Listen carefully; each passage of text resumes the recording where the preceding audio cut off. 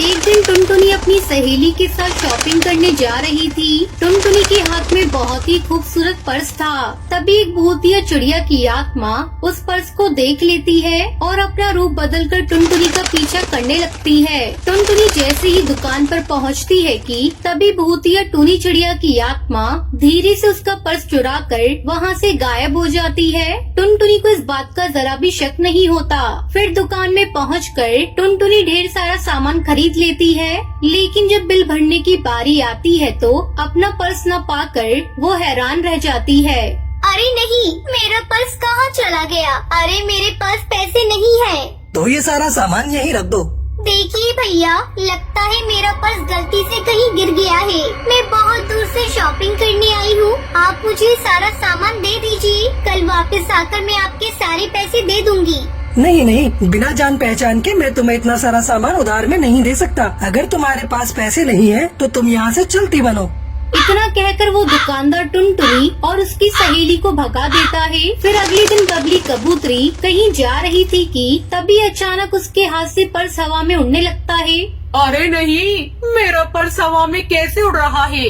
बबली अपने पर्स का पीछा करने लगती है, लेकिन देखते ही देखते वो पर्स बहुत दूर चला जाता है।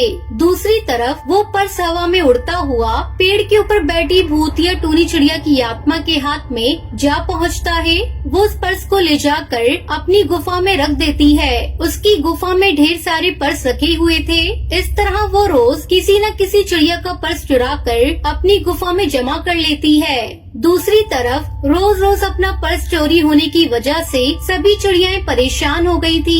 मेरे पिछले 4 पर्स चोरी हो चुके हैं, इसलिए आज मुझे नया पर्स खरीदना पड़ा। मैं तो रोज पर्स खरीदने से तंग आ चुकी हूँ। मेरे सारे पैसे पर्स खरीदने में ही खर्च हो जाते हैं। हाँ, तुम ठीक कहती हो। पता नहीं कौन हमारा पर्स चुरा रहा है। आज तक किसी ने उस चोर को नहीं देखा।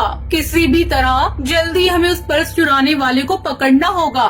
दोनों आपस में बातें कर रही थी कि तभी वहाँ हरी तोती भागते हुए आती है। अरे क्या हुआ हरी तोती, तुम बहुत ही डरी हुई दिखाई दे रही हो।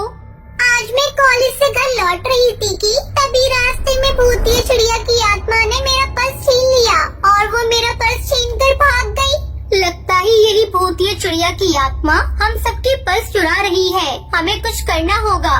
उसके बाद वो तीनों पास वाले जंगल में जाकर भूतिया चिड़िया की आत्मा को ढूंढने लगती है। थोड़ी देर के बाद वो तीनों उसकी गुफा के पास पहुंच जाती हैं। तीनों जैसे ही गुफा के अंदर झांक कर देखती हैं तो उन्हें अपनी आंखों पर यकीन नहीं होता।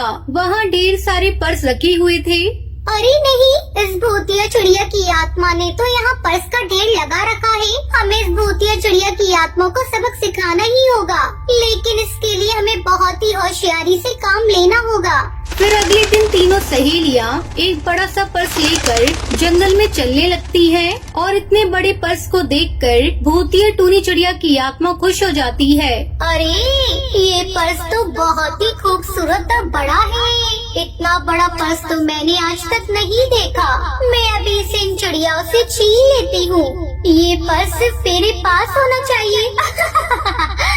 इतना कहकर भूतिया टूनी चिड़िया की आत्मा हवा में उड़कर तीनों चिड़ियाओं के हाथ से पर्स छीन कर वहाँ से भाग जाती है। उसके बाद वो अपनी गुफा के अंदर जाकर उस पर्स को खोलने की कोशिश करने लगती है, लेकिन जैसे ही वो उस पर्स को खोलती है कि तभी वहाँ एक तेज धमाका होता है और भूतिया चिड़िया की आत्मा के शरीर में आग लग जाती है।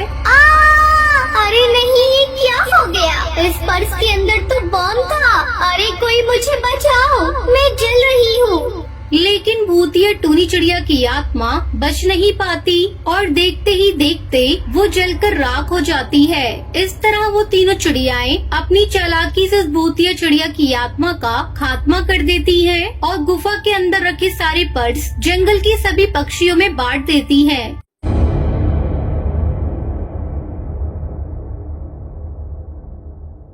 पक्षी रात में बुलडोजर लेकर आश्रम को तोड़ने के लिए आते हैं। जैसे ही बुलडोजर आश्रम की तरफ बढ़ता है तभी वहाँ पर एक भूतिया चिड़िया की आत्मा आश्रम के सामने खड़ी हो जाती है और बोलती है, मैं किसी को नहीं छोड़ूंगी। तुम पक्षियों ने यहाँ आकर बहुत बड़ी गलती कर दी है। तुम पक्षी यहाँ पर अपनी मर्जी से तो आए हो, लेकिन तुम जा नहीं सकते। इतना कहकर भूतिया चिड़िया की आत्मा अपने मुंह से आग की बौछार करती है। उस आग में बुलडोजर जल के राख हो जाता है। ये सब देख वहाँ के सभी पक्षी बहुत डर जाते हैं। हे भगवान, मैं ये क्या देख रहा हूँ? ये भूतिया चिड़िया की आत्मा हम सभी को क्यों मार रही है?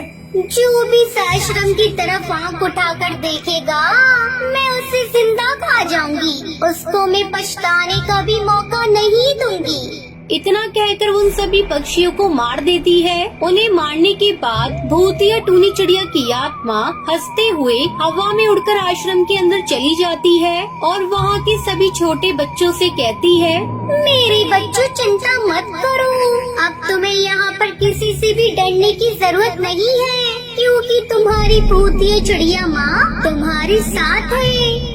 इतना कहकर भूतिया चिड़िया की आत्मा वहाँ से गायब हो जाती है और उस आश्रम के बच्चे एक दूसरे के साथ खेलने लगते हैं। ऐसे ही दिन बीतने लगे और एक दिन रात के समय भूरी नाम की चिड़िया जंगल की सड़क पर खेल रही थी। तभी एक कार अचानक से आती है और उस कार के सामने भूरी आ जाती है, जिसके बाद हरी तोता कार से निकलकर उसे थप्पड़ मारता है। तुम फटीचर पक्षियों की यही औकात है। तुम गरीब पहले तो अमीर पक्षियों के कार के सामने आते हो और ये बहाना करने लगते हो कि तुम्हें यहाँ लग गई है, वहाँ लग गई है और पैसे मांगने लगते हो। हरी तोता भूरी के ऊपर चिल्ला ही रहा होता है कि तभी वहाँ से भूतिया टूनी चिड़िया की आत्मा आ जाती है। तेरी इतनी हिम्मत, तूने मेरी बेटी को थप्पड़ मार के उसको इतना उल्टा बोला, अब तू नहीं बचेगा। वो अपने मुंह से आग निकालती है और उसकी कार को जलाकर राख कर देती है और हंसते हुए वहाँ से भूरी को अपनी गोद में उठाकर गायब हो जाती है। देखते ही देखते दिन बीत गए। अगर उस आश्रम की तरफ कोई भी आता और उस आश्रम को तोड़ने की बात करता तो वो भूतिया टूनी चिड़िया की आत्मा उसको मार देती। ऐसे ही एक बार की बात है, बंटी नाम का कबूतर उस अनाथ आश्रम के पास आता है और अपने असिस्टेंट टुनटुनी से बोलता है, टुनटुनी, अनाथ आश्रम कितना पुराना हो गया है। आश्रम के तो ईंट और सीमेंट भी झड़ झड़ कर गिर रहे हैं। क्यों ना हम इस अनाथ आश्रम को तोड़कर एक अच्छा सा हॉस्टल बना दें, जिसमें ये बच्चे आराम से रहने के साथ साथ अच्छी सी पढ़ाई भी कर सके। पर सर, आपको नहीं पता यहाँ पर किसी भूतिया चिड़िया की आत्मा का बसेरा है। मैं इन सब बातों पर विश्वास नहीं करता और तुम्हें जितना बोला है उतना करो। इतना कहकर बंटी कबूतर वहाँ से चला जाता है और अगले दिन वो कुछ मजदूर के साथ बुलडोजर को लेकर अनाथ आश्रम के पास पहुँच जाता है। जैसे ही वो बच्चों को अनाथ आश्रम से बाहर निकालता है और उसको तोड़ने के लिए बुलडोजर आगे बढ़ाने की कोशिश करता है कि तभी वहाँ पर भूतिया टूनी चिड़िया की आत्मा आ जाती है। इस आश्रम को छोड़कर चला जा, वरना जैसे यहाँ पर पक्षी मरे हैं वैसे तेरी भी मौत हो जाएगी। पर तुम पक्षियों को क्यों मार रही हो? आखिर पक्षियों ने तुम्हारा क्या बिगाड़ा है? तू सच जानना चाहता है ना? कुछ साल पहले की बात है, मैं अपने पति और अपने सास ससुर के साथ अपने ससुराल में खुशी से जीवन बिता रही थी। मेरी शादी को 5 साल हो गए थे, लेकिन मेरी कोई भी संतान नहीं थी। मेरे पति ने मुझे घर से बाहर निकाल दिया। मैं बहुत परेशान थी। जब मैं जंगल से जा रही थी तब मैंने वहाँ देखा कि कुछ बच्चे रोड पर भीख मांगकर खा रहे थे। तब मैंने सोचा मेरे पास मेरे पिताजी की इतनी दौलत है, क्यों ना मैं खुद का अनाथ आश्रम खोल लूं, जिससे अनाथ बच्चों को मैं उनकी सारी सुख सुविधाएं दे सकूंगी। फिर मैंने जमीन खरीदकर उस पर आश्रम बनाकर उसमें अनाथ बच्चों को रखना शुरू कर दिया। पर कड़कनाथ से उस आश्रम की जगह मॉल खोलना चाहता था, पर मैंने उसे मना कर दिया। उसने मुझे चाकू मारकर मार दिया। मेरी आत्मा आज तक मुक्त नहीं हो सकी। मैं जानता हूँ तुम्हारे साथ तुम्हारे ससुराल वालों ने और उन सभी पक्षियों ने बहुत गलत किया है, लेकिन मैं इस आश्रम को तोड़कर कोई मॉल या अपना फायदा देखने के लिए नहीं आया हूँ, बल्कि मैं इस आश्रम को एक हॉस्टल बनाना चाहता हूँ, ताकि यहाँ के बच्चे इधर आराम से रहने के साथ साथ अपनी पढ़ाई भी कर सकें। मैंने पक्षियों को यहाँ पर आकर सिर्फ और सिर्फ इस आश्रम को तोड़ने की बात सुनी है, लेकिन तुम पहली पक्षी हो जिसने मेरी सनात आश्रम के साथ साथ मेरे बच्चों का भी ध्यान रखने की कोशिश करी है। इतना कहकर भूतिया टूनी चिड़िया की आत्मा वहाँ से अपने आप गायब हो जाती है, जिसके बाद बंटी आश्रम को तुड़वा कर एक बहुत ही अच्छा और बड़ा हॉस्टल बनवा देता है। हॉस्टल में बच्चे रहने के साथ साथ पढ़ाई भी करने लगे और अब उन्हें किसी भी चीज की कमी नहीं होती और अब वो सभी बच्चे खुशी से रहने लगते हैं।